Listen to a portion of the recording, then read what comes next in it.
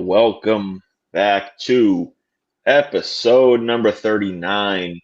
Boys, we're back from our little bit of a summer break. Uh, Raise the banners here, boys. How was the last 3 weeks? Obviously, we got some good Red Sox play, but personally, what were you guys up to the last 3 weeks? Well, I had an SM360, and then I lost it. It was like a test account, so I was able to watch the Sox game for a bit, which definitely raised my mood. And then I lost it. So I was luckily enough they lost it right in time for them to go on another losing streak. But outside of sports, it was pretty run of the mill. A little couple Cape weekends, couple vacations in and there, but nothing too crazy. Ben, I know you closed on a second home for you and your family. How's that going? Uh, Good. A lot of work so far. Props to the wife for putting in the effort and the sweat equity and the elbow grease and all that. She was up there for a few days, getting things ready to go. We have renters the week of August 2nd, so just doing some prep work. Just trying to get everything rocking and rolling. So yes, we got that. Other than that, not too much. Work's getting to the spot of the summer where it's slow, and so I'll try to. Sounds like the perfect time of the year where we could go again and I could kick your ass in golf again. That's what it sounds like to me. I mean, I wouldn't. I mean, the last time there was definitely not an ass kicking. If I remember correctly, I think you won by one shot. I would hardly call that an ass kicking, and I'm pretty sure I took like a 17 on one hole. But Ben had the opportunity to hit about a, I don't know, 10-foot putt to tie on 18, and he put it this way, Yeah, he does not have the like clutch that. gene so far. He blew it. Classic. All right, let's get into this. The Boston Red Sox, since we last talked, they went on a hell of a run against some mediocre teams. What was it? Colorado, the Nationals, those two, and then The Rays. they did sweep the Rays. 10-game win streak. They went into the Yes. All-Star break. They come out now. They're about to be, I think, starting soon. They have lost 3 of 4 so far against the Cubs and now the Phillies. Obviously, last night's game was interesting. The night before was even more interesting of how they lost in recent days. What are your overall thoughts so far? Since the last time we talked, how are you feeling about this team? And really, what are your expectations so far heading into what will be I think it's 7 days. Is the deadline a week from today or a week from tomorrow? A week from tomorrow. It's Week pretty from tomorrow. Yeah. Yep. All right. So Yeah, eight days until the deadline. Zach, you could start us off. Yeah, I think my expectations of the. I guess we'll start with the expectations of the deadline, and that really is because of the 10-game win streak. I don't think they're going to go out and get like a huge major splash, but they definitely have the pieces, to make a big move. I know reports today were saying that they don't really think they're going to be moving any of the outfielders. They're probably going to keep all 4 of them: Duran, obviously Anthony, Rafaela, and Abreu. But I think if they go out and get a number 2 starter, they'll be in a good spot. You said to yourself the 10-game win streak was pretty mediocre in terms of the teams they played and the talent that they played until they got to the Rays series. I think the way in which they won the Rays series was super encouraging, especially the walk-off, Rafaela home run. Game really didn't look all that great. I think that was the game that Hunter Dobbins went down with the torn ACL, if I remember correctly. So love the way they fought back. Love the way that they were able to go into the break, with like a lot of momentum. And then, of course, they come out and faced, much better competition, albeit in the National League. So we won't have to worry about them coming back and really facing us. But it certainly gave you a taste of what this team is and where we are in terms of talent and where we are in terms of probably not World Series contenders the way that everybody was saying over those 10 games. But especially with the third game of the Cubs series, that's exactly why Garrett Crochet is here. It would be a much different tune, much different conversation if we got swept by the Cubs and then are on the verge of being swept by the Phillies. He was able to at least stop the bleeding for a bit, come in, and then Bregman, of course, had that great 2-run home run, 3-run home run, whatever it was, to really break the game open. So definitely higher in terms of vibes now from where I was going into the 10-game win streak. But again, I'm tempering them in terms of where I think this team will actually go based on roster and based on just like overall talent that this team has. Yeah, Ben. So Up in that.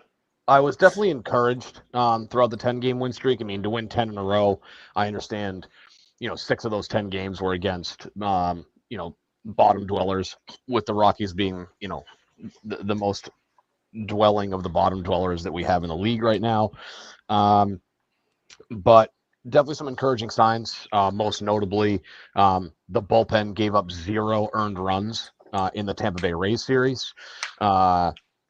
So super encouraged with how the pitching has come around. And that's something that's more reliable in the long term in terms of being an encouraging sign and hopefully something of a foreshadowing of things to come.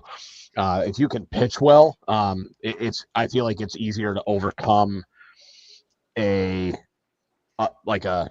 not overcome per se. I feel like it's easier to overcome a bad offensive day when you have consistent innings out of your starters. Crochet goes, he has his first ever complete game shutout was part of this. And yeah, I mean, again, just, super encouraged with how they played. They were the team that was losing these 1-run games earlier in the season. They won. Let's see, I have the schedule in front of me. So they pretty much blew out the Nationals and the Rockies. They won. Let's see, they took 2 out of the 3 games against the Nationals. They scored double-digit runs with 11-2 and then 10-3 in the first 2 games, and then they take care of Colorado 9-3 and then back-to-back 10-2 games. So obviously the offense did what they were supposed to do against mediocre pitching, but then the Rays come to town and they win. They sweep the series. The first 3 games being 1-run games. So obviously the pitching's been really, really great. Like Zach said, good to have Crochet in that Cubs series to avoid the sweep. Bregman breaks it open late with the 3-run home run pinch hit in the 8th inning, I believe it was. And for sure, stiff competition coming out of the break. They've got first pitch against the Phillies, trying to avoid the sweep tonight. Here in about 25 minutes. And then got an off day Thursday. The Dodgers coming to town for 3. Big series, obviously. And then at Minnesota, who, at the moment is a team, kind of scrapping along. They might be in it down the stretch for a wild card spot. I think they're currently like 3 games under 500, but definitely a team that you should take care of business against. And then you kind of roll into August where you've got a mixture of games that will be big down the stretch, as well as games against teams that hopefully you can take care of business against. They've got a 6-game homestand to start the month, 3 against the Astros and then 3 against the Royals. The Royals, similar to the Twins, could very well be battling a little bit down the stretch. The Astros are a division leading team. So we'll see. That's obviously post All-Star break. So going into the All-Star break, there's been reports that are coming out that basically say the Red Sox aren't going to, at the moment have no inclination to make any big time splashy moves, which it's a little disappointing. I know that they've lost 4 out of 5 out of the All-Star break, and probably a poorly timed All-Star break if there ever was one. You win 10 in a row and you're rolling. So kind of a bad time to put a halt in the schedule. But We'll see what happens over the next week. But looks like they're not going to be doing a ton to make any big-time splashy moves. Whether it's a Joe Ryan, probably not going to happen. There was some brown checkmark type people who were tossing out ideas that maybe the Red Sox were to, reach out to the Nationals and try to swing a deal for somebody like a Mackenzie Gore, but that pretty much got shot down really quickly because the Nationals basically said they're not trading any of their young, controllable talent, which would make sense. So I'm not really sure that, like, it doesn't feel like at 8 days out at this point that there's a ton of big name guys on the market. You can never have too much pitching. Would love for them to add, a rotational piece to help out with the depth. Again, the pitching's been much, much better lately, but you can never have enough pitching. Dobbins is now done for the year with the torn ACL. So it's, be helpful to get a depth piece there. And then obviously if there's a guy available to acquire via trade, then, as far as bat goes, fine. But, unless you're going out and getting somebody who would, be a legitimate upgrade at, say, first base, I don't really see them doing much in terms of adding to the offense. I feel like they feel fine with where they're at. So I think if they're going to do anything, you'll see a moderate move to add a rotational arm. But outside of that, I don't think they're going to do a ton. I would like them to do probably more than what they'll end up doing, but it kind of feels like we're in for another similar deadline where they're not going to extend themselves for anybody. Especially because it doesn't seem like a ton of guys are available. So maybe, little bit of buy, a little bit of sell, we'll see. But, I'd like for them to invest more in the possibility of making a run this season versus, sitting on the fence and doing, a little bit of both and not really doing much to bolster the team moving forward. Yeah, I mean they're obviously in an interesting spot, like when it comes to the standings. I mean they're in a better spot than they were in prior years. So logic tells us that they kind of almost have to be buyers, more than previous years. It will be interesting to see. I don't necessarily see a ton of players on the market that we would qualify as like a big splash, like a Joe Ryan. If he's available, obviously I would like for them to go and get him. A name that I do really like out there is Ryan O'Hearn from Baltimore. He's a guy that could come in and fill in at first base, be a right-handed bat that is hitting the ball very well. There was a joke. He's married to this girl that like since the day he married her, like his entire career has like completely transformed. It's like the numbers are ridiculous. But either way, get him here. He's a bat that seems to be helping out Baltimore a lot, even though their young guys are clearly not really living up to expectations there. And then in the rotation, it's tough to look around and say, like, pinpoint in a specific teams that are going to be sellers right now. I was hoping that they would be aggressive in how they approach the deadline in terms of maybe getting a deal done early. The problem with that is there is a ton of teams that the next week or so is going to really decide their deadline. Ben, like you mentioned, like the Twins and KC are both 4 games out. At the moment, my guess is both of them sell. Just because they're not even in the top 3 out of the race, right? You got Tampa, Texas, and Cleveland all ahead of them. Is Texas going to be a buyer or seller? Is a guy like Nathan Eovaldi going to be available? If he's available, all of a sudden that's a name that I don't know. Would you qualify Eovaldi as like a big splash? No, but it'll make a big impact. So I guess depends on what you look for. Yeah. Like big splash in terms of, I mean, the name Joe Ryan gets tossed around, right? Because he just turned 29, and he's got, I think, if they were to move him, he would have 2 more years on top of this one of control before he becomes a free agent. And the tough part is that his days in Minnesota are in all likelihood numbered. Like I would imagine that say they don't end up moving him and he hits free agency, going into the season where he's 31 but will turn 32 midway through. Like I highly doubt Minnesota throws the type of contract at him that I think somebody he's else going to get wants. traded. It's just a matter of when. Is it Yeah. now? Is it at the is it in the offseason? Is it next deadline? They're not in a rush. That's the thing. Like they have. It's It's not like he's a free agent in 5 months. Exactly. He's Exactly. a free. One name that I heard sprinkled out there was Jose Soriano from LA. He's a guy that is he's 26. I think he's got a couple more years of control.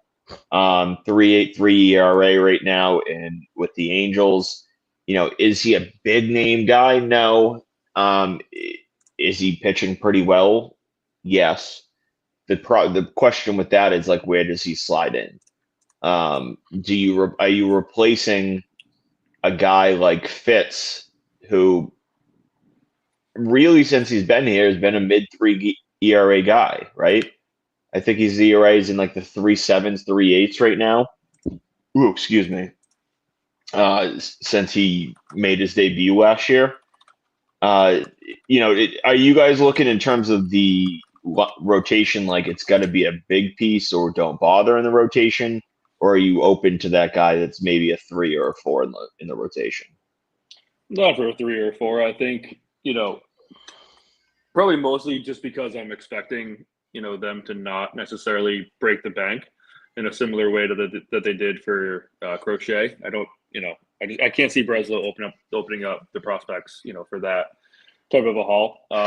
So I'm almost tempering my expectations. Now, of course, if they get a Joe Ryan, for example, I'll be over the moon, but I'm kind of expecting them just to do more of that 3 to 4 mid rotation type of guy. Really for no other reason. It's outside of if Fitz, gets hurt for whatever reason, has to miss a start. Same thing with Bayo, Buehler, Giolito, especially if those last two start to kind of tail off the way that Buehler certainly has, looked, and Giolito, at least last time he pitched, 2023, can certainly look. So I would think it would be more of like a rotational piece that could slot in like almost like in not relief, because that's the wrong way to say it, but like almost like in replacement, I guess, of someone who goes down. And then, of course, if you want to open up that 6-man rotation, which they've talked about doing in the past, that certainly opens up the door for that as well. So, again, tempering expectations for a number 2, but certainly open to it, and then kind of preparing myself for like a mid 3-4 guy. Yeah. So a name that I'll throw out there, just because I saw Milliken tweet this earlier, is a guy that the Red Sox were kind of kicking the tires on and sniffing around on availability, was Dylan Cease, who's having a okay season. If you look at the numbers, it would indicate that he's probably been a little bit more unlucky than he is. Like, if you look at the numbers, I would say unlucky more so than bad. So he's below 500 at 3-9. In 20 starts, he's got 108 and 2/3 innings on 139 strikeouts. The K per 9 as of right now would be second best of his career. His walks per 9 would be almost a career high. Like, all the numbers there are kind of relatively in the ballpark of where he's been for his entire career. The one big difference, he has a 4.64 ERA, but a 3.49 FIP. So, this feels like there's a little bit of some unluckiness when it comes to that. So maybe that corrects itself over the second half. But again, he's a super durable guy. He broke in with the White Sox in 2019 with 14 starts. He was going to become a full-time starter in 2020. Obviously, that's the COVID year. But he has made at least 32 starts in every season for 4 consecutive seasons. And barring an injury, he's on his way to doing it again. He's made 20 starts so far this year. So, he feels like a guy that, is, maybe on the radar, especially because the Padres have been linked to needing outfield help, and Duran has been discussed on the trade block for what feels like forever now. So he might be a guy you could go get, and he kind of fits that mold of a depth guy who can fill in. Like, obviously he becomes a guy that slots into the rotation, and he at least in the early going, he kind of bumps, Dick Fitz as like the odd guy out, where if somebody needs if somebody's, dealing with something, Fitz can slot in and be a spot starter if necessary. If they end up with a double header type of situation, he can be that 27th man called up out of AAA. Like, obviously he's got options left, so maybe you send him back down. But, my hope is that they actually do make a move for a Dylan Cease type guy. Hopefully it's not a situation where they go, well, Tanner Houck is on a rehab assignment, so he's basically addition without actually giving up anything. And like at this point, I'm kind of mostly out on Tanner Houck. He's not even on a rehab assignment I anymore. think they're shutting him down for the year, aren't they? No, his rehab expired, so they've essentially just like put him to the side right now. Yeah, he had like a setback too, though. He's basically like in AAA. So, I just hope it's not one of those things where they look at it and go, well, like Tanner Houck is there and Dick Fitz is here, and maybe Peyton Tolley, like there's some scuttlebutt that Peyton Tolley might pitch this year at the big league level, that he might just skip AAA altogether. Which, I mean, who really knows? But like, I just don't want to see a situation where they look at it and go, well, we've got Houck and Fitz and Tolley in the farm. Well, not in the farm necessarily, right? Like, Fitz is up with the big league club. Yeah. Like, I would rather than be like, okay, like, what's it going to cost to go get a guy like Dylan Cease? Like, probably not a ton. And I'm not saying it has to be Dylan Cease. But, if you could swing a deal where, you move Jarren Duran, and that essentially makes your outfield consistently Rafaela, Roman Anthony, and Willie Abreu. Or, whatever, maybe you move, Willie Abreu instead of Jarren Duran, and then you figure things out, like whatever. But, I would like them to do that. And then now you have the flexibility in the rotation to where, Fitz really only comes in because somebody else either needs a day off or, somebody gets hurt and has to miss a couple of turns through the rotation, or they get sick, or whatever the reason might be, as opposed to just looking at the roster and going, well, we've got Houck and Fitz, and then maybe Peyton Tolley can be a guy we can call up. Like, I'd rather them actually go. They shouldn't be relying on guys like Tolley. No, they shouldn't. It would be very Red Sox move-esque to go say, oh, they did this with Chris Sale. Oh, we have, guys in the system are coming back. But it's a good point about Tanner Houck. He's out indefinitely, whatever that means, because of a setback.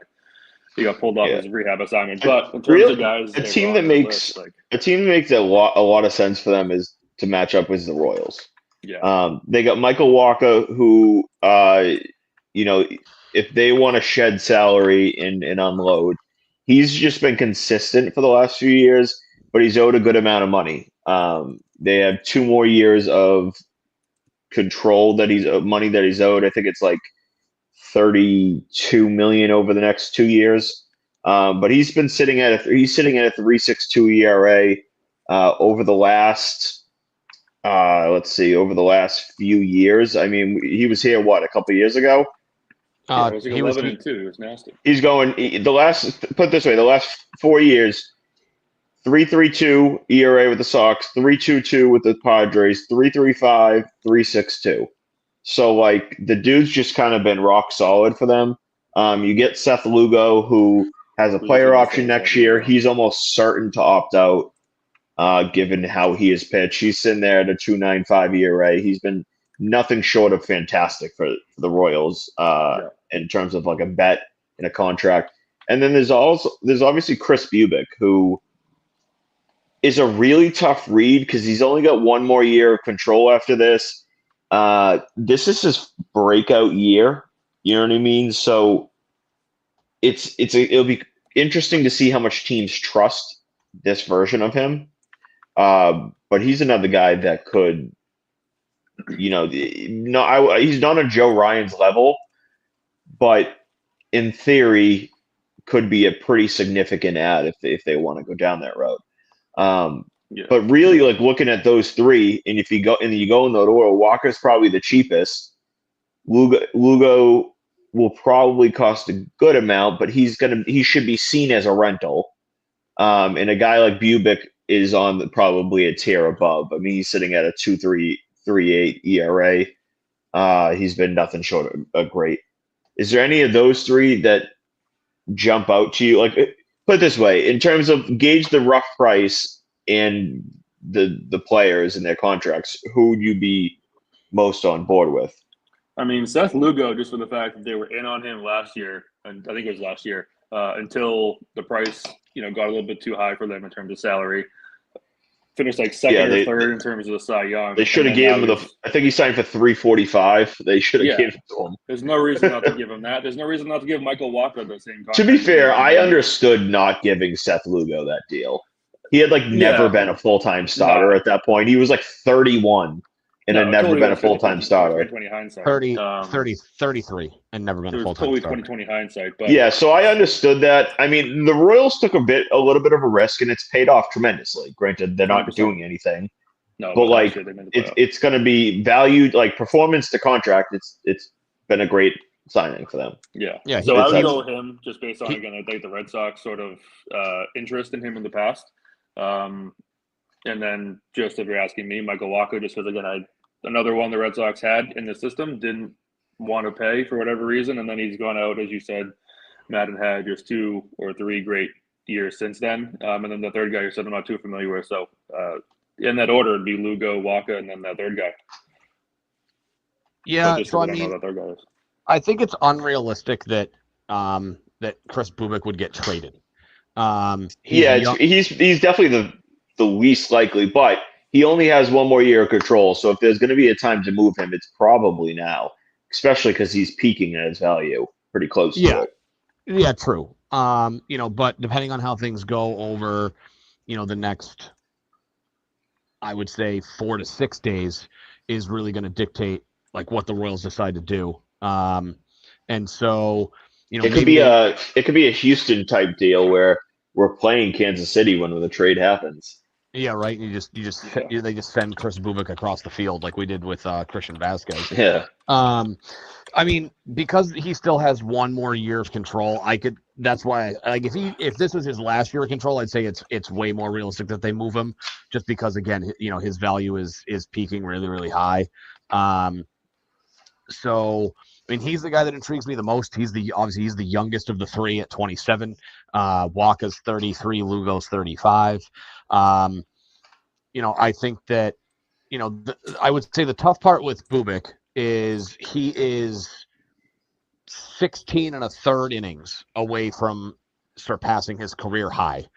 So the one concern you have with him is how does he hold up over the, second half of the season? You've seen that with other guys like Tanner Houck. As soon as he blew past his innings his career high in innings last year, he just completely fell off because he was just tired at that point. Never thrown that many innings in his entire career. And guys tend to to care about that stuff. I mean, you see Garrett Crochet decides he's like, well, I'm not going to throw in the All-Star game. He's like, I'm already going to surpass my innings as it is, and I'd rather use my innings for the team and the games that matter. But I mean, I would lean Walker more than Seth Lugo. There's a durability history with Walker that you like. He doesn't throw a ton of innings every single season, but you can count on, somewhere between 25 and 30 starts.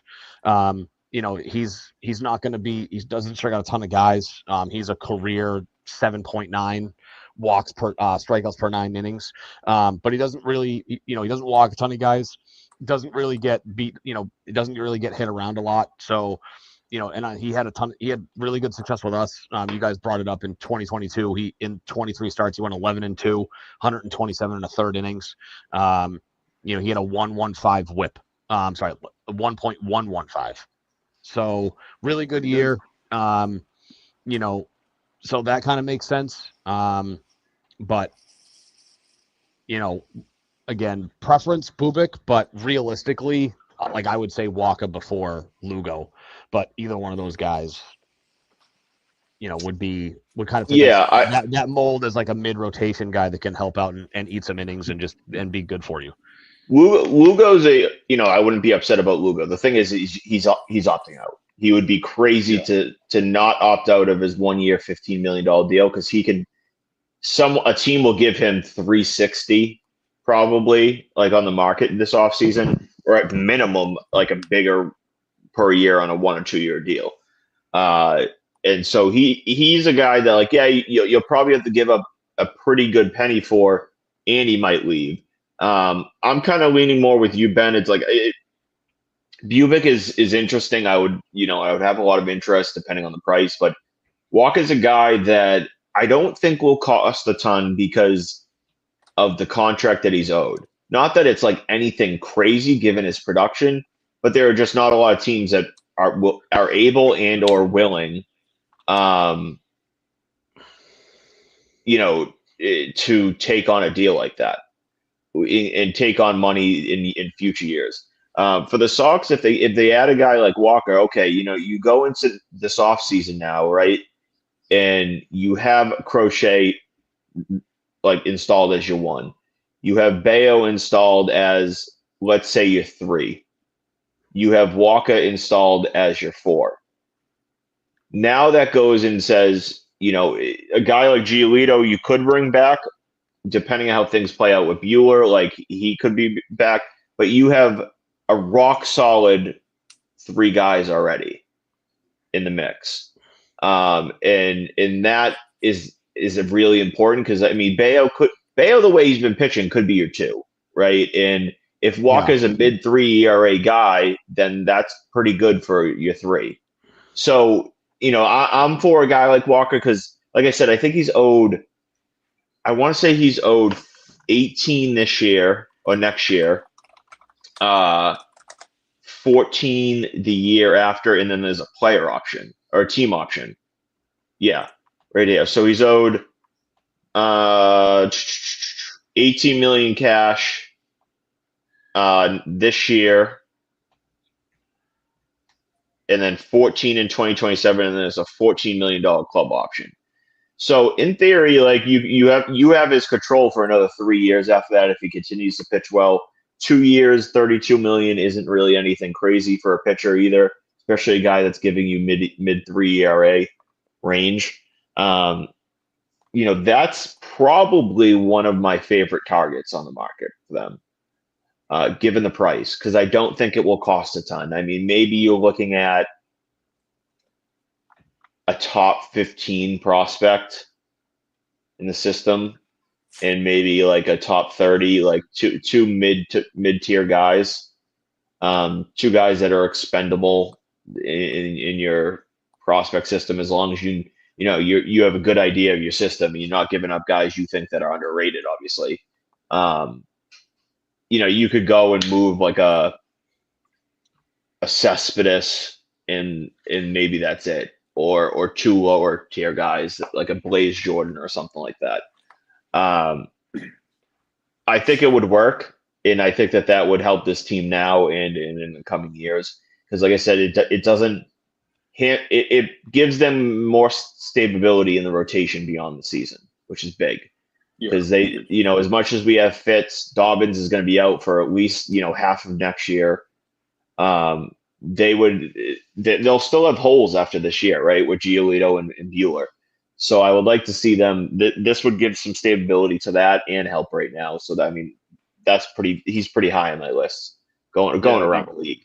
It'd be great to go into next season with the very similar rotation that we have this year. I feel like every single year, with the exception of Bayo, it's been almost a full overhaul. So certainly it would be nice to have like some stability, as you said. Yeah. If Walker, if Walker's there now, and then Fitz, you could go in by the end of the season. You're like, all right, Fitz is could be our number 5. Like we can go in and trust him to be our number 5 going into the season. All of a sudden, you're like, all right, well now we need ideally a 2. So it's Bayo and Walker as your 3-4. But you could go another 3 guy, or you know what I mean. So you're not hamstrung into that. And then Ben, you mentioned a Peyton Tolley, who's assuming he doesn't get dealt, you see where he works in and when he's ready. Yeah. And then one thing to add to that, and I heard this. I was listening to the most recent Section 10 driving around today, and I loved this point that was brought up. It was kind of formulated. It was like a rhetorical question. Can you imagine where we would be? What conversation we'd be having right now if Breslow and ownership didn't extend Garrett Crochet when they did?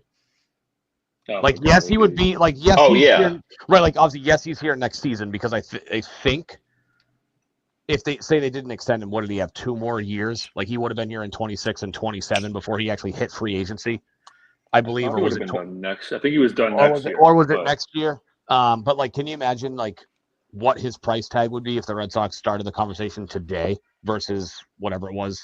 It'd be future prospects because we wouldn't keep him around. Yeah, we'd be trading him, or Exactly. or he'd be like, "You need to sign me for $300+ million," which would have ended up in prospects because John Henry wouldn't have done it. But I agree. That's such a huge thing, and that's kind of what we were talking about at the beginning of the year. Is like get this guy signed as soon as you can because like his price tag is going to only go up from here. So yeah, I couldn't agree more. But they were good. I mean, what's Scooble's looking at like $400 million. So cool. Yeah. That's a contract I don't envy. No. Yeah, well, I mean, we'll see what Detroit does, but rotation wise, there's obviously we don't have to get a ton into like the bullpen. There are guys all across the league that can be had in the bullpen. Yeah. You know what I mean? Like I know a matchup with San Diego when we talk about Duran stuff. They have multiple bullpen pieces that they're pretty strong in the back end that they could let up. They could obviously use a backup catcher. Connor Wong might be the worst player on the planet this year. I think I might have more belief in Ben Durth going up to the plate right now than I would in Connor Wong. I appreciate that because I'm pretty sure that I was like a career like 320 hitter in high school, which is very bad for the non-athletes that listen to this. I think in 2.5 years as a varsity starter, I think I had like 3 extra base hits. Oh, so you were just a pitch it and I was dink it up the middle. I was a number 9 hitting like singles guy. Although you were the bloop part of Bloop and a Blast. Yeah, although I will say I did have the one hit that every kid dreams about. I had a walk-off single in the bottom of the 7th to win a playoff game my junior year with the bases loaded. That's my one hitting claim to fame in high school was a walk-off hit in the playoffs. I mean, that was your peak? As a hitter, yes. I had other peaks as a pitcher. What about in life? Peak in life? I mean, I would have to say like married, kids, and owning 2 properties is what a sap. Like, I mean, to be fair, like think about it. You're supposed to say. Oh, I'm sorry. Hold on. Wait. No, I got it. One of 3 co-hosts on this podcast. That's peak life right there. All right. Well, all right. Now you're just sucking up. You're supposed to say 2014 when Butler intercepted it. That was not peak life, but that was probably in terms of like an overall moment of like. Were you alive in 2014? Emotional swing. Yes, I was 18. I will say. Wow. I will say. That series of probably. I mean, how long do you think in real life time, like not game time, but real time, do you think we went from Jermaine Kearse ridiculous catch to Butler interception? Like 3 minutes? It had to be like, yeah. Like probably 5 to 7. But like no more than, but yeah. So, okay. So that roughly that 5 minutes felt like an hour, first of all. Mm-hmm. But I, as a fan of any team, specifically Patriots and Red Sox, I have never gone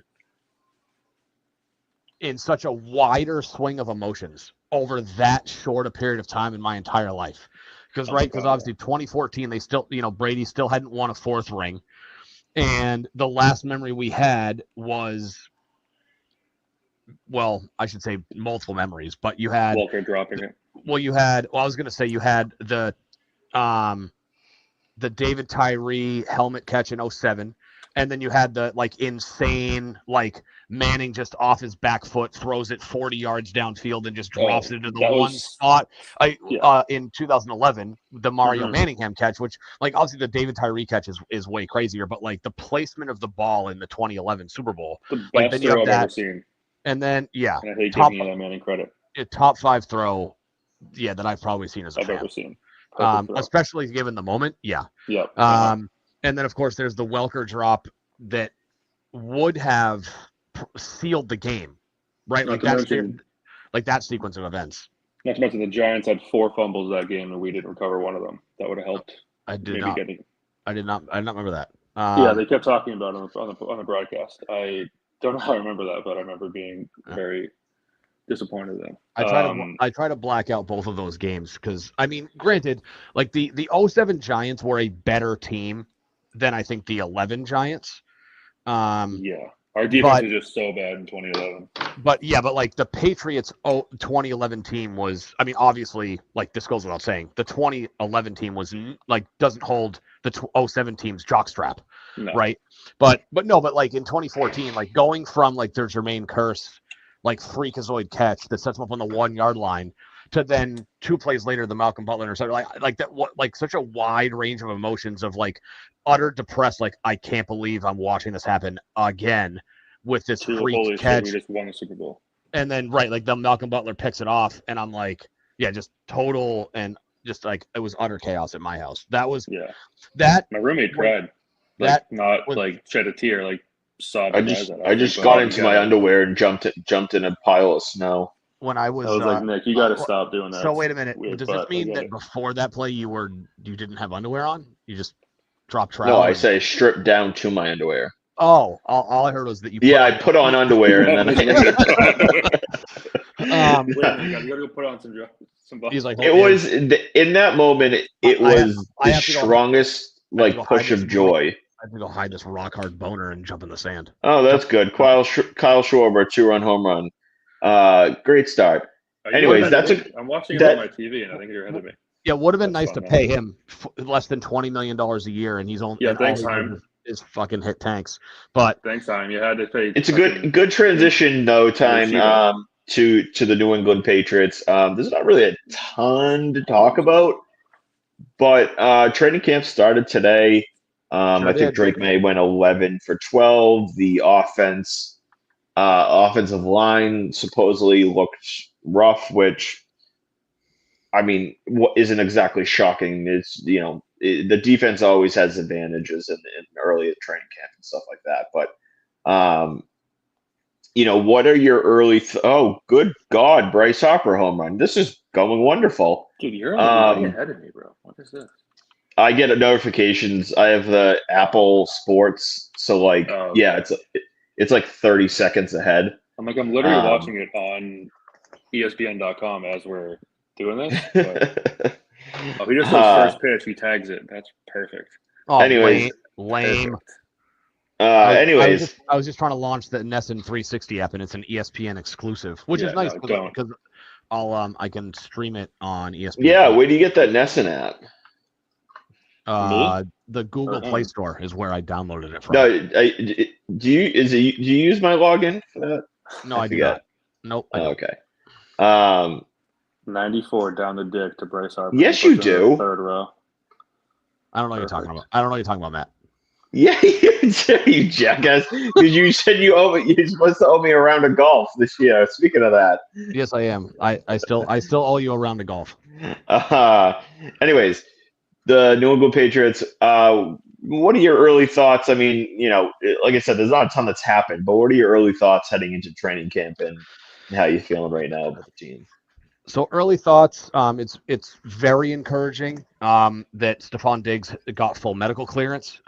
We had long believed that and had heard and read stories that he was tracking and trending towards being ready for week 1, but especially where you're talking about a torn ACL, you never know if there's any setbacks or if there's a slow recovery process.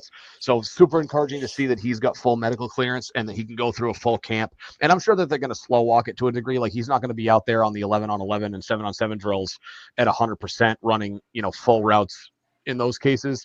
I think they, especially today, I think they'd be stupid this early to just be like, all right, like you have full medical clearance, you can 100% just go. Right. And obviously they're way more in tune with his recovery and how he's feeling on a day-to-day basis than we are. But, I would imagine that they're not going to put a ton of stress on him at this point. It is really nice because we talk about next Thursday being the MLB trade deadline, it is also opening night for NFL preseason football. The Hall of Fame game is Thursday, the 31st of July. Don't ask me who's playing because I actually couldn't tell you. It's a game that I'll watch for about 15 minutes because it's just I'll get a few minutes of like actual talented players before the Billy Bobs and the John Smiths come onto the field because they don't care about that game. Yeah, glorified joint practice, but it's still fun to watch. Yeah, and so beyond the Stephon Diggs thing, I'm really excited to see the rookies. Seeing the clips from Mike Reese on X and other Patriots guys, but Mike Reese is the one posting the majority of them. Showed a couple of routes from Kyle Williams. I know it's really hard to say what to expect from them because historically speaking, I would say, well, rookies don't play a ton under Bill, and rookies were kind of, not that we had really exciting rookies under Gerard Mayo. Aside from Drake May, but they didn't really have much of a choice. Like Drake May was going to play regardless. They don't really tend to just throw rookies to the fire and say, like, yeah, you're a rookie, but like figure it out. We don't typically do that to them, but given how they approach the draft and just the makeup of the roster, I'm excited to see how Kyle Williams fits into this offense. I'm excited to see how Travion Henderson fits into this offense. I'm encouraged to really see how camp unfolds. If Drake May makes that second year jump like we hoped Mac Jones did, or what we had hoped Mac Jones would, he didn't actually do it. Then I know Phil Perry, Matt, we were talking about this earlier today. Phil Perry, now this was back when the schedule got released. He had said that, and this was even before, I think did the schedule come out before the draft or after the draft? It's after, correct? It's mid-May. Yeah. So, he basically said, he goes, it wouldn't shock me to see this team start 7-2. They don't really have a tough schedule. I really think that, I don't want to say the sky's the limit, because I don't see this team winning like 12, 13, 14. Could you imagine the hype if the team starts 7-2? Commanders. I think a million and a half Patriots fans would just walk around with a massive erection. Oh man! Everywhere they go. I know we were spoiled for 2 decades, but but these last 6 years have been terrible. I'm ready to get back to it. Well, what's nice though, right? Like we all talked about how, and I know that Bill made these mistakes later in his tenure with the Patriots than he did early on. He was the king for probably, he was the head coach of the Patriots for 23 years. So I would say for 18 or 19 of those 23 seasons, he was the king of getting rid of a guy 1 year too early versus holding on to him for 1 year too long. And again, like that happened later on. Obviously you can't do that with a guy like Tom Brady. But that notwithstanding, we all felt that, when it was time and Bill and Brady were, either retiring or, moving on, whatever, we just felt that the Patriots, because they had done it for so long, would just have the next crop of guys to just continue and build on the 2 decades of dominance. Like obviously is it really been 6 years of mediocrity? Mm-hmm. That's 2020. Well, yeah, you figure Mac Jones was 3 years. 2019 was Cam Newton. No, 19 was Brady's last year. 19 was Brady's last season. Horrific. Oh yeah, 2020 was okay. Because that was the COVID year with Cam Newton, and then Jones. Yeah, okay, yeah, it's crazy. And even 2019 wasn't that great. Like they were a 3 seed, and is that Rafael Devers? Devers hit a 3-run shot today too. Yeah. Very odd placement considering we're talking about football. But no, it's exciting that I didn't see what you were doing, Matt. He picked up he slow.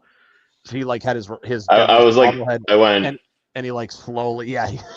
I thought you were watching highlights of like Sports Center or something because Devers 1 yard again today. So no, if Drake makes that second year jump and can be it can be for the Patriots kind of like what Jaden Daniels was for the Commanders last year. Good statistical guy, good leader, doesn't make a ton of mistakes. Like that was Drake May's one knock last year. There's a few too many mistakes last year. Granted, terrible roster, bad coaching situation. It's encouraging that, it feels different this year. Like we have a real coach in Mike Vrabel. Like we have real coordinators. And where I don't love Josh McDaniels, because I feel like they just kind of went back to the well again.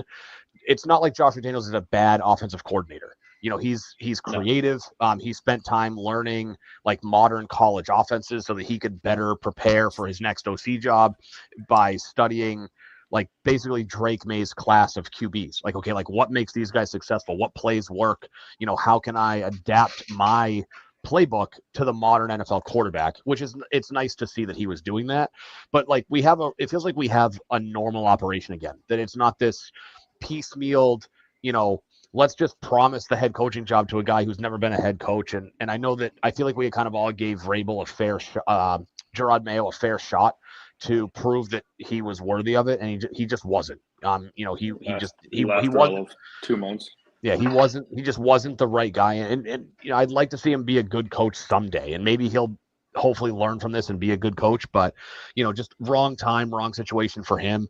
So it feels like we have a competent organization, a competent coaching staff, and actual talent, and a team that's willing to invest and build around Drake May. Like obviously you go out, you get, your first 4 or 5 draft picks were offensive guys. You get Will Campbell, Jared Wilson, Kyle Williams, Travion Henderson. I think it was just those 4 guys early, but they invested and filled holes, and I'm just excited to see how those guys come together and hopefully put together a competitive product week to week that we're probably not going to push the Bills for the division, but if we can be a 9 or 10 or even 11 win wild card team, I think that's you can't ask for much more than that. Well, they got 4 guys in the draft that they actually had tape on, which was nice. Unlike Bill's usual UC Chattanooga and getting Tavon Wilson in the second round and Jordan Richards, like they actually had tape on players who contributed in big games. Obviously, Will Campbell, SEC, Travion Henderson, Ohio State, Georgia for Jared Wilson, those type of guys. Again, unlike Bill at the very end, where he just completely lost it. But I agree. I think we actually have a competent organization, a competent coaching staff, which is, first and foremost for me. I do agree. I think that, Josh McDaniels is his third stint here with the Patriots is certainly going to be one that he learns from. He doesn't have Tom Brady this time. So he has to now, work with Drake May and the receivers to understand a lingo that works, for everybody. And then, like the line stuff, I heard about that today. Zolak was talking about that on Zolak and Bertrand this morning. It felt a little bit more like more walkthrough stuff where like they counted them for sacks, but it was more like they just kind of did a run by of the quarterback, so hard to tell. But the most encouraging sign for me is obviously, Stephon Diggs is back to full health and fully cleared for full practice, despite what he says and despite his efforts to quell all the hype about him saying, "Oh yeah, just day to day." But the most encouraging sign for me is Drake May's and Kyle Williams' budding rapport. I talked about this last year, where all I really wanted to see Drake May do was find some sort of young receiver and connect with them. Thought it was going to be Jalen Polk. That guy can't play to save his life. So now, like, it's encouraging to see that Kyle Williams. I said it in OTAs, but now that he's up against Christian Gonzalez, he had a nice touchdown against him. We'll see what the defense does, but the defense is where the draft was spent mostly on the offense. The free agency was certainly spent on the defense. So all around encouraging signs. Yeah, there's not. I mean, like you said from the start, there's not a lot to like talk about that we haven't talked about. Ben, you kind of highlighted a little bit. One of the things that I am most excited to see is the wrinkles that McDaniels potentially can bring in with the year off and what he supposedly did, where he was, scouting a lot of college games, college coaches, trying to really revolutionize his offense that, for all intents and purposes, was bland by the time he was done here in New England. He obviously went to Las Vegas and had, well, it was a disaster overall, but the offenses were okay, nothing like great. So I'm really interested to see, one, how what he has personally changed, and two, how he can fit it into Drake May's strengths. Obviously, Drake May is not Tom Brady in terms of ability, but also style wise. May is a lot more mobile. He's a lot more athletic. He's Matt, he's just a Mac Jones 2.0. He's a white quarterback that wears number 10. Clearly, he's just a Mac Jones 2.0. I don't know. Yeah. That's, oh God, I remember those comparisons prior to the draft. But yeah, I'm really interested to see how he can, really evolve the offense into May's strengths. The offensive line should be a work in progress, but a step forward this year. I'm really excited to see Henderson kind of really get some playing time. I think he's a guy that really might hit his peak in the NFL, and we haven't really seen anything close to it. So he's a guy that I'm really excited about. Obviously, we got the Kyle Williams talk, we got the Diggs talk. Defensively, I'm really interested to see this linebacker group. Yeah. I think it could be a pretty special group overall. Now, guys like go silent to silent. Who do they have again? They have Landry. They have Landry on one side. They have Spillane up the middle. They have Jack Gibbons now, who's going to be up the middle probably. And then they have, well, I guess you could put Chase on him on one side. It depends how they want to approach it. They could put Chase on the other outside linebacker. You could have a guy like Peppers on that spot. You could Mapu. I feel like I guess they're moving Mapu to safety. They're moving Mapu to safety. Yeah, I have the ESPN depth chart up. I feel like I'm missing one person. I'm having a mind blank. I thought they were moving Mapu. Mapu right now is listed as the third strong safety behind Jalen Hawkins and Duggar. But they have Harold. Yeah, no. They're moving Mapu to linebacker. Is that what they're doing? Yeah, I was gonna say it was the opposite. They're moving him strictly to linebacker. Okay, that makes more sense. Because then, they have Landry, Christian Ellis, Robert Spillane, and Anthony Jennings right now listed as starters, with Keon White, Jack Gibbons, Julian Tavai, and that's who I was missing. Jennings. Second. Jennings will, in theory, be on the other side. I was like, I knew I'm missing someone. I thought they signed like 3 decent name linebackers. It's like outside of Landry and Spillane. I thought there was another guy. It was Gibbons. Based on Gibbons. But Gibbons was kind of. I think Jack Gibbons can be a really underrated signing. Like, he was really good when he was healthy the last couple of years. Yeah. And he's a guy that can play kind of the interior. I think he could. You got Christian Ellis who played some decent ball, but I think Gibbons could eventually be that fourth linebacker across the middle, with Spillane and him being up the middle. And I think your run game with them two and Walker and obviously not Walker, Williams and Barmore back, like, I think your run game can be significantly better. Obviously, Landry is a pretty good run stopper as well. And then they brought in Tonga, who I think will be purely a run stuffing interior lineman as well. Their run game should be notably better this year. Yeah. The interesting thing, looking at their depth chart, they list Milton Williams as their left side defensive end, and there's a lot of questionable things. They have Craig Woodson. It's because ESPN has them in a 3-4. Yeah. Which is but that's more or less what they run. They don't run a 4-3. Well, they also have Barmore as the right defensive end. Yeah, well, I mean, Barmore's he could realistically be either one. Like he's a little bit undersized up the middle, and he's a little bit oversized for an end. I think you're more likely to have. He's better up the middle, in my opinion. I think you're more likely going to have. Well, they're going to play. I think a little bit more 4-3 than a 3-4. Because I think you'll have Barmore and Williams up the middle primarily. You'll have Landry on one side, and then you can mix in Jennings. You can mix in Chason. Obviously, we'll see what Brayton Swinson is, but that's what you'll probably have. And then in the linebacker position, you'll go Spillane, Ellis,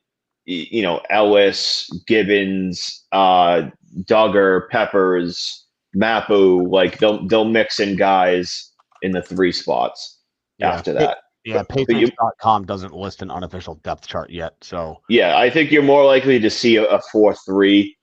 Again, they're going to mix and match. Like Keon White could be a guy that if he earns his time could be the guy across from Landry as well, right? You go White, Williams, Barmore, Landry, and then you go Jennings, Spillane, and whoever is playing the best at that point, whether it's Tavai, Gibbons, Chason, whoever it may be. We'll see. The point is they have some good options. And then in the secondary, you got Davis and Gonzalez leading the way. They're a little thin in the secondary in terms of like depth, in my opinion. Yeah. They lack depth. I mean, obviously you've got Gonzalez on one side, but here's the thing, right? Like, and what you're not going to see on, actually, no, it is here. Sorry. Yeah. Like they do lack depth, but I feel like, and again, they lack reliability in the secondary. See, I don't in depth. Because I think like Alex Austin is a guy that has played some solid ball, but like he's right now your cornerback 4. Like, so if one guy goes down, he's pushed into the, what I mean? They don't have like a veteran depth guy that. Marcus Jones is probably that guy. Like Craig Woodson could move around a ton. But so they're starting 4 or 5 defensive backs because you figure right now, assuming they're healthy, it's Davis, Duggar, Peppers, Gonzalez, and then Marcus Jones is probably your 5th guy in the nickel. So like that's fine, and Marcus Jones is fine at the nickel position. Yeah, I know he's kind of a gadget guy, but he's quick enough that he could probably match up decently with most guys in a nickel position. But then your depth behind them is suspect, right? You've got Marcellus Dial, who was a 7th rounder undrafted guy last year, Alex Austin, okay, but then you have wild cards with, you don't know what you're going to get out of Craig Woodson because he's a rookie. But then you don't know what happens other than that. So, if one of those top 4 or 5 guys goes down, there's a massive question mark of who comes up off the bench to fill that spot. Yeah. I wouldn't mind to see them like go out and sign another corner or another free safety. Not that there's going to be a ton available, but like, just kind of looking at the market right now, like, would it kill you to maybe go get Gilmore's still available. Not like he's pretty old, but he's been playing some decent ball. He's a good veteran depth guy. Whether it's like in his career, you're calling him to be like, hey, like we want some veteran depth. Russell Douglas, Kendall Fuller, James Bradbury are all available. Again, these are all like older guys that like, do you want to spend any type of notable money? No, but like, would it hurt to bring them in as a veteran guy in training camp to maybe be that like number 4, number 5? Nothing wrong with that. I think there's also the possibility that Alex Austin fights Marcus Jones for the interior spot. If you remember, we had Andrew Callahan on, back early in the offseason, and he mentioned Vrabel wants to be bigger on the inside at nickel. Austin was supposedly working there in the offseason, a little bit in mini camp and stuff like that. So that's a matchup I'm interested to see. And if that's the point, like if that's something that does kind of come to light, their need for a depth on the outside is even higher. Yeah. And a guy like Gilmore, like I don't know what Gilmore's goal is at this point, but like, you know what I mean? They could use some depth at that position. Yeah, and a place that I kind of feel like a little bit of the opposite, but there's too many question marks to feel great about it. I'm gonna be keeping a close eye on the wide receiver battles throughout camp because they have a ton of. There's such a wide variety of things that could play out. Like, so to me, right, like Diggs is safe, Douglas is safe, Williams is safe, and like beyond that, like and probably Polk. But beyond that, No, I wouldn't even say Polk is safe. I'd say Booty's safer than Polk. But who's safer than Polk? Booty. Yeah, maybe. But I feel like, and again, totally different regime. But I mean, how many chances did they give N'Keal Harry before they finally were like, dude, like you suck at football, bye. So I mean you got to remember that was in part Belichick not wanting to admit he's wrong. Fair. Yeah. Belichick was stubborn with stuff like that. Yeah, but I feel like, unfortunately, like I'd be willing to give Polk a shot with a real offensive coordinator. And I mean, he's going to have a chance. Well, you know what I mean? But my point is, like if he'll have a chance to earn a spot, but like I don't think that he's like safe because he was a second-round pick last year. No, and if you go into Drake May's second year with one of his two most productive wide receivers last year on the chopping block and Kayshon Boutte, like I just think they're going to have a much harder time trying to, sell his development if you're getting rid of his number one option from last year. Obviously, the number one option changes this year in place of a second-round pick because, again, kind of similar to Bill, you're afraid to admit you're wrong. The bigger question is what are they going to do when they trade for Terry McLaurin? Booty will be involved in that trade. So we'll maybe. What's 84's name? I mean, they should really. Oh yeah, we forgot about Bourne too. Yeah, I mean, I would say the only three safe are Williams, Diggs, and Douglas. The rest are all up for grabs. Minimum 3 will make it. Maybe 4, because we didn't even talk about Chisholm either or Baker. No, true. We'll see how it plays out. 7. Yeah, and so there's always a chance that they could make a move for a guy like Terry McLaurin, who he's a no-show. He wants a big contract. I would imagine the Patriots would easily give him, $390, maybe $420. And you can include you can include a guy like Bourne and Boutte in that deal. Yeah. You know what I mean? A guy like we got it for you. Come on over. A guy like Bourne will help them now. A guy like Boutte can obviously still help them now, but be a guy maybe a little bit longer term. And obviously you got to give a little bit more than that, but you could maybe send out 2 wide receivers their way, and maybe strike a deal there. But either way, Ben, you're right. I'm excited to see who kind of comes out of the crop there. They're guys like Polk and Baker. They don't have a fresh slate because of the new regime here, but like in a way that they do. Like if they come out and ball out, like not everything in the past is going to kind of go away, right? Polk comes out and he's performing well, and no one is really going to give a shit what he did last year as long as he improves.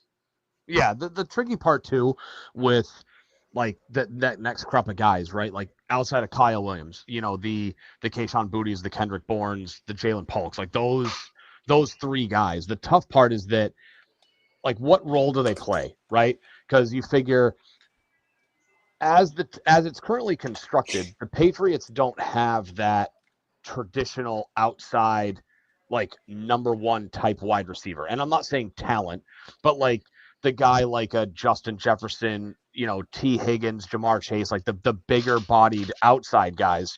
Because like Stephon Diggs is a slightly oversized slot guy based on his skill set. Kyle Williams is a little bit of an undersized version of Stephon Diggs. He's a gadget, quick feet, good with his hands.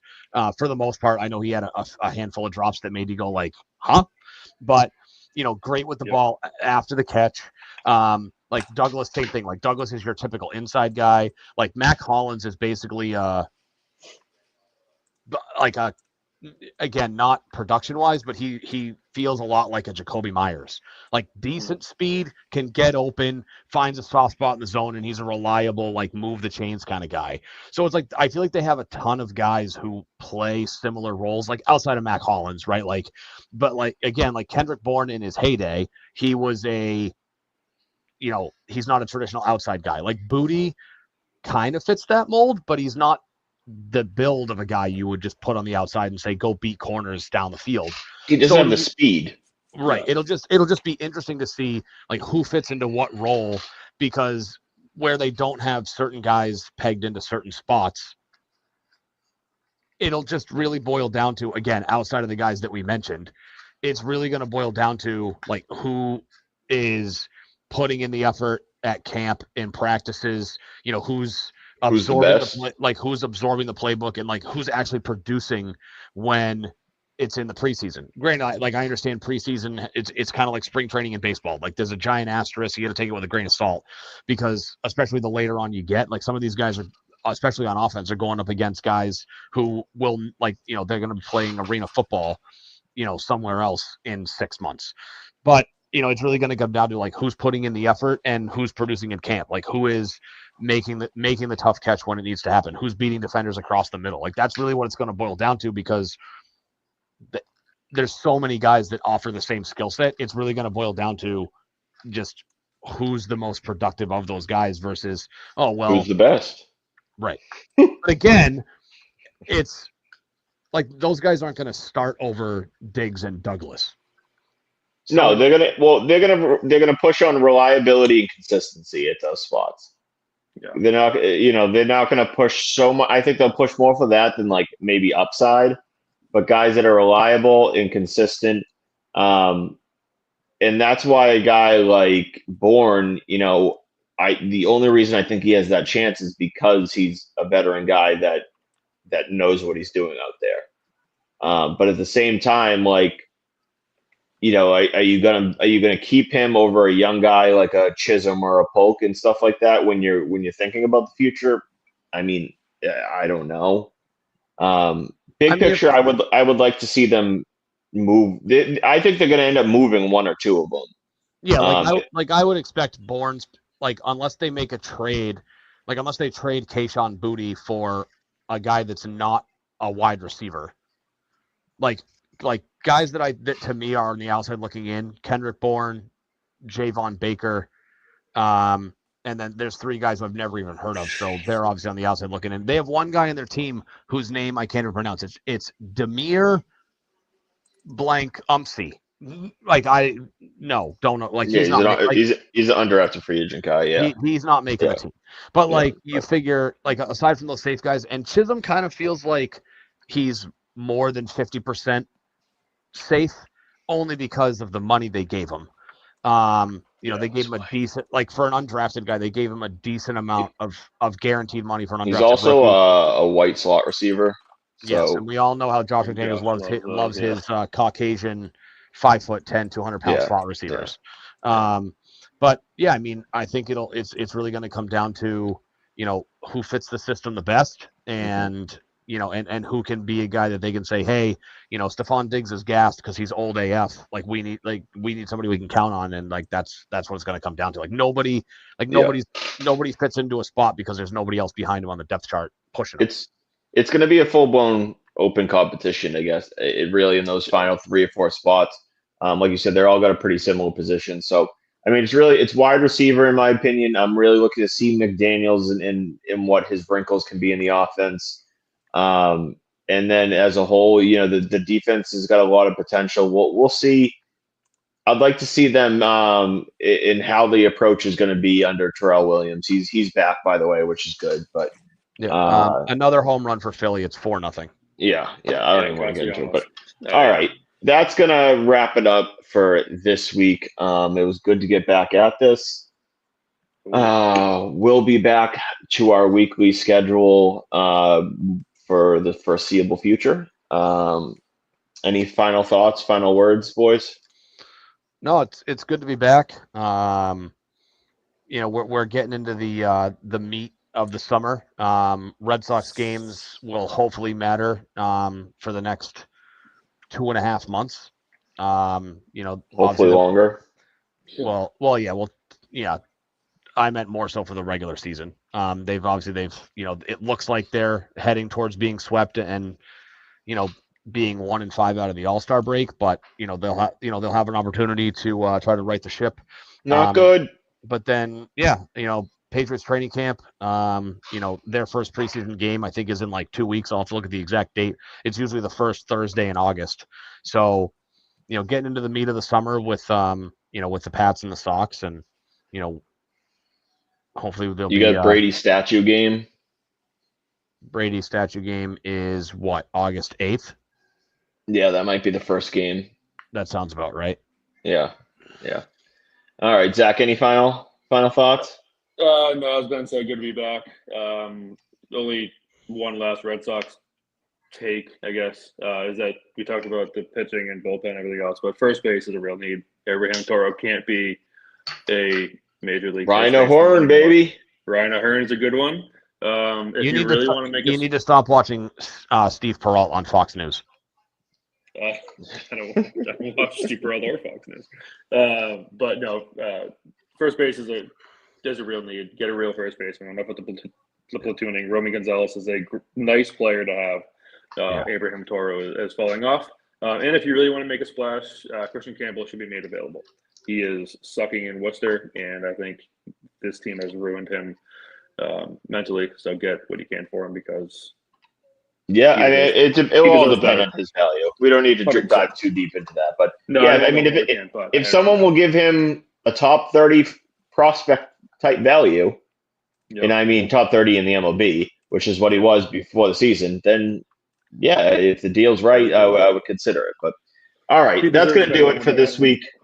Like I said, we'll be back to our weekly schedule. Until then, thanks for listening and goodbye.